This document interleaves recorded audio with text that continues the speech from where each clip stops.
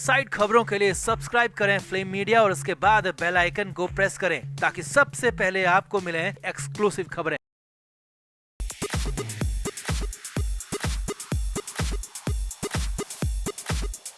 महाराष्ट्र की राजधानी मुंबई में मातोश्री में उद्धव ठाकरे के घर में कोहराम मच गया है। हालात बेहद ज्यादा टेंशन वाले हो गए क्योंकि एक बार फिर से उद्धव ठाकरे की पार्टी में बगावत हो गई है। जी हाँ, नई बगावत हो गई है, खुलकर बगावत हो गई और बेहद करीबी ने ही उद्धव ठाकरे के करीबी ने बड़ा वाला कांड कर दिया और एक बार फिर से पार्टी में टूट का खतरा बढ़ गया है। विधानसभा चुनाव से ठीक पहले बगावत के बाद से बवाल बढ़ गया और बेहद करीबी ने जो किया है उसके बाद पार्टी फिर से टूटने की नौबत पर आ चुकी है। तो क्या है ये पूरा मामला, किसने की बगावत और क्यों ऐसा हो गया ठीक विधानसभा चुनाव से पहले, सब कुछ आपको दिखाते हैं, बताते हैं। आप भी इस वीडियो को शेयर जरूर करें और कमेंट बॉक्स में जरूर बताएं कि क्या वाकई में उद्धव ठाकरे के लिए अब पार्टी को संभालना बचाना मुश्किल हो गया है। विधानसभा चुनाव से पहले क्या उद्धव ठाकरे पर बड़ा संकट आ सकता है? कमेंट जरूर करें, वीडियो को शेयर भी करें। तो महाराष्ट्र में चुनाव की उल्टी गिनती शुरू हो चुकी है, सिर्फ कुछ ही दिन बचे हैं। 10 अक्टूबर को चुनाव आयोग चुनाव की तारीखों का ऐलान कर सकता है और नवंबर के महीने में चुनाव हो सकते हैं, यानी कि कुल मिलाकर एक महीना भर बचा है। तो ऐसे में वोटिंग से पहले उद्धव ठाकरे को बहुत बड़ा झटका लगा। उद्धव ठाकरे के लिए नई बगावत हो गई। उनके बेहद करीबी ने ऐसा कुछ किया है, ऐसा कुछ कहा है जिसके बाद पार्टी में एक बार फिर से टूट की नजर दिख रही है, टूट की संभावना नजर आ रही है। पूरा मामला समझिए, असल में उद्धव ठाकरे गुट से सांसद चुने गए नासिक के सांसद राजा भाऊ वाजे ने मुख्यमंत्री एकनाथ शिंदे की जमकर तारीफ की और ये कोई अकेले में नहीं की है बल्कि खुलकर तारीफ की और पब्लिक प्लेटफॉर्म में तारीफ की है। जी हाँ, नासिक में उद्योग विभाग का एक कार्यक्रम चल रहा था और इसमें महाराष्ट्र के उद्योग मंत्री उदय सामंत भी मौजूद थे। अब यहीं पर नासिक के सांसद राजा भाऊ वाजे ने कई लोगों के सामने खुलकर महाराष्ट्र की सरकार की, शिंदे सरकार की, मुख्यमंत्री एकनाथ शिंदे की तारीफ की और यहाँ तक कह दिया कि महाराष्ट्र में पिछली सरकारों ने उद्योग जगत को तहस नहस कर दिया था, हालात खराब कर दिए थे, लेकिन अब की राज्य सरकार ने यानी कि शिंदे सरकार ने इसको ठीक करने का बीड़ा उठाया, राज्य को आगे बढ़ाया और नासिक में बहुत कुछ काम किया है और उम्मीद है कि मैं नासिक में आगे भी और काम किए जाएंगे। यही नहीं, वाजे ने यहाँ तक कहा कि उद्योग मंत्री भी प्रगतिशील है और मैं उन्हें पहले से जानता हूँ, वो काफी अच्छा काम करने वाले हैं। अब यहाँ पर मामला पूरी तरह से ये फंस गया कि राजा भाऊ वाजे उद्धव ठाकरे के बेहद करीबी सांसद हैं। जी हाँ, उद्धव ठाकरे के लिए नासिक की सीट बहुत ज्यादा मायने रखती थी और इसीलिए लोकसभा चुनाव में उद्धव ठाकरे ने राजा भाऊ वाजे को नासिक से खड़ा किया था, सांसद के चुनाव में खड़ा किया था और उद्धव ठाकरे की पार्टी से राजा भाऊ वाजे सांसद चुने गए थे। लेकिन अब अंदर की खबर यह है कि राजा भाऊ वाजे अपने कुछ लोगों को विधानसभा चुनाव में टिकट दिलाना चाहते हैं लेकिन वो टिकट मिल नहीं रहा है। उद्धव ठाकरे उन पर वीटो लगा रहे हैं और हो सकता है इसी वजह से राजा भाऊ वाजे खुलकर सामने आ गए, खुलकर बगावत पर उतर आए। हालांकि खबरें तो ये भी हैं कि कुछ और सांसद भी अंदर खाने परेशान है, अंदर खाने अपने करीबियों को टिकट नहीं दिला पाने से नाराज हैं। लेकिन यहाँ पर राजा भाऊ वाजे ने खुलकर बगावत कर दी, खुलकर विरोधी। जी हाँ, उद्धव ठाकरे के सबसे बड़े दुश्मन अभी कोई है तो वो बीजेपी नहीं है बल्कि एकनाथ शिंदे हैं, मुख्यमंत्री हैं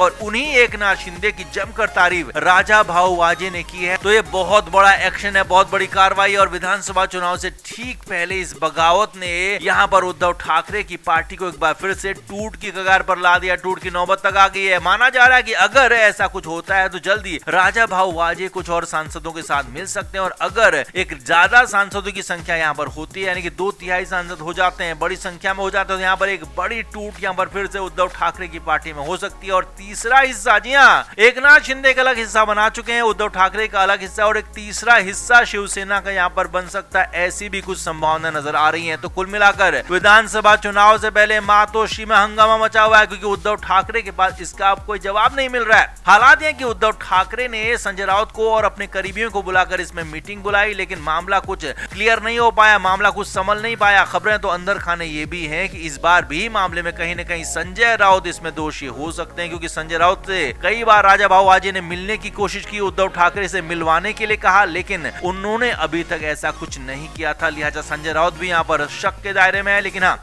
उद्धव ठाकरे के हालात खराब हैं, उनके लिए आगे के रास्ते और ज्यादा मुश्किल नजर आ रहे हैं। तो आपका इस पूरे मामले पर क्या कहना है? क्या वाकई में उद्धव ठाकरे के लिए विधानसभा चुनाव से ठीक पहले बहुत बड़ी मुश्किल खड़ी हुई है? आप क्या मानते हैं, आप क्या जानते हैं? कमेंट बॉक्स में जरूर से जरूर बताएं, वीडियो को शेयर भी करें।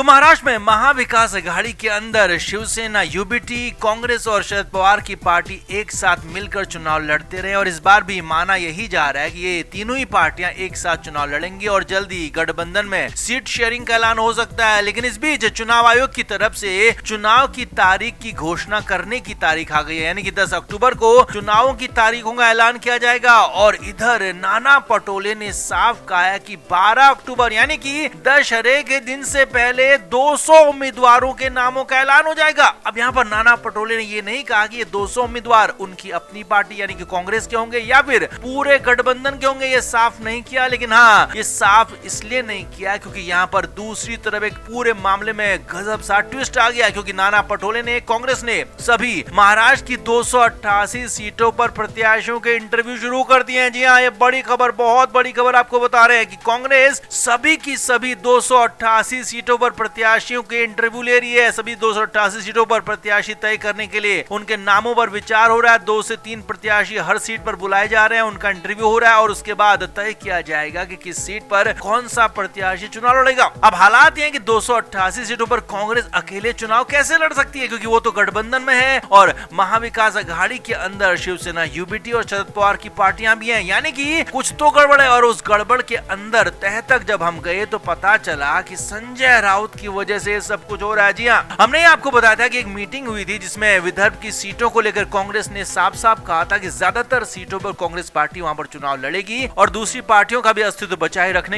रखने के लिए कांग्रेस, शिवसेना, यूबीटी और शरद पवार की पार्टी के लिए कुछ सीटें वहां पर छोड़ेंगी, उनको कुछ सीटें देंगी और इसके एवज में मुंबई की सीटों पर शिवसेना, यूबीटी ज्यादा सीटों पर चुनाव लड़े। लेकिन वहां पर संजय राउत ने बवाल कर दिया था। संजय राउत ने कहा था कि विदर्भ में भी उनकी पार्टी बराबर सीटों पर लड़ेगी और उसके बाद ये बवाल हुआ है। खबर है कि इसके बाद शिवसेना, यूबीटी को सबक सिखाने के लिए, संजय राउत को सबक सिखाने के लिए नाना पटोले ने ही ये तैयारी शुरू की और 2 अक्टूबर, जी हाँ 2 अक्टूबर गांधी जयंती से उम्मीदवारों के इंटरव्यू शुरू हो चुके हैं। सभी 288 सीटों पर कांग्रेस की तरफ से इंटरव्यू लिए जा रहे हैं, मुंबई में इंटरव्यू हो रहे हैं और 8 अक्टूबर तक इंटरव्यू का सिलसिला चलने वाला है और उसके बाद प्रत्याशी तय किए जाएंगे। 10 अक्टूबर को जब चुनाव की तारीख आएगी तो उसके बाद, जी हाँ उसके तुरंत बाद यानी कि 11 अक्टूबर को अष्टमी नवमी के दिन, जो कि इस बार एक ही दिन है, तो उस दिन इस बार चुनाव के प्रत्याशियों का ऐलान यहाँ पर कर सकते हैं। अब हालात ये देखिए, उद्धव ठाकरे से घबरा गए। जी हाँ, जैसे ही उद्धव ठाकरे को पता चला कि उनके साथ ऐसा कुछ हो रहा है, कांग्रेस अकेले अकेले आगे बढ़ रही है, अकेले अकेले चुनाव लड़ने की तैयारी कर रही, तो तुरंत संजय राउत को नाना पटोले के पास भेजा गया। दौड़े दौड़े संजय राउत पहुंचे। जी हाँ, सूत्रों के मुताबिक खबर है कि संजय राउत ने नाना पटोले से बात की, मुलाकात की और उस मामले पर माफी तक मांगी कि विदर्भ की सीटों पर वो ज्यादा बोल गए थे, उन्हें ऐसा नहीं बोलना चाहिए था, क्योंकि विदर्भ में फिलहाल कांग्रेस सबसे ज्यादा मजबूत है और महाविकास आघाड़ी का फायदा इसी में है कि कांग्रेस को वहां पर आगे रहने दिया जाए। और इसीलिए उद्धव ठाकरे की तरफ से संजय राउत को भेजा गया और कहा गया कि साफ साफ नाना पटोले इस मामले को सुलझाएं और उसके बाद ही आगे की बात होगी। अब हालांकि मामला सुलझाया नहीं,